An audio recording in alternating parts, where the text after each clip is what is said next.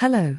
In today's video we will give the best method and tricks to learn a language, so let's get started. First of all, you need to decide whether you only want to communicate by this language or that you want to have good fundamentals and be able to write in it. In both cases we will give you the steps. Let me help you. If you are going to visit a country as a tourist or just want to speak a new language, the following steps are especially made up for you. According to a lot of researchers and based on my own experience, speaking is learned by listening. That's why watching cartoons, especially those destined for children, will help you a lot to get introduced to the language. However, if you can't stand with it, just view some videos presenting the basics of communication, such as telling your name and age and saying hello.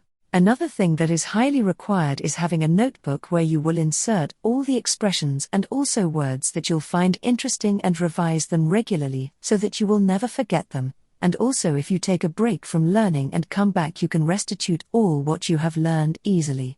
I also recommend to surround yourself with the language by getting a friend talking with that language, switching your phone and all devices to it, or even find someone as your sister or your friend to encourage and motivate each other. Try to make the language as a part of your daily life. Practice by talking with yourself. If you're thinking, use that language. If you want to search for something on Google, use it, and also start watching diversified videos based on your taste in it. And lastly, watch conversational podcasts, cause they're similar to real-life conversations. Now let's come to the second part of the video. So if you need to learn a language to accomplish your studies in a certain country or you need it on your work, you will actually need to have a good base. In that case, you will need both communicating and writing skills, so you will need to use both listening and reading during your learning journey. Since we have already talked about listening in the first part of the video, now we will talk about the best activities related to reading, so let's go. If you are just starting this language, I recommend starting with reading books destined for childs because they use a lot of illustrations which make comprehension easier, and you have to get a little bit harder books whenever you got familiarized with the current ones. However, you can use ebooks if you are thinking on economizing money. You will also need a notebook to note whatever you find important, and let me give a tip here. As you start, it's okay to search the translation of words you don't understand, but when your level rise a little bit, you'd better search its meaning in the language that you're learning.